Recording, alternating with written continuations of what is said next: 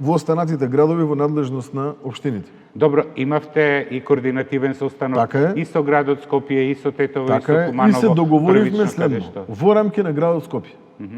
Веќе е во фаза на имплементација паметен зелен систем или паметен зелен бран, како и да го именуваат, кој што со негова целосна имплементација, проточноста на сообраќајот во градот Скопје би требало да зголеми над 20%, мислам дека беше негде отприлика околу 30% побрза проточност да имаме кога овој паметен зелен систем ќе биде целосно имплементиран на територија на градот Скопје. И добив уверување од страна Да појасниме, станува збор за Партизанска и Линденска, неколку такви фреквентни улици. станува збор за, мислам дека за сите булевари, За сите во рамки булевари, на да. во рамки на градот Скопје, кои што и те како ќе ја подобрат проточноста на возила во рамки на градот Скопје. Градот Скопје, односно службите во градот Скопје заедно со градоначалникот интензивно работат на имплементирање на ова решение, така да сигурен сум дека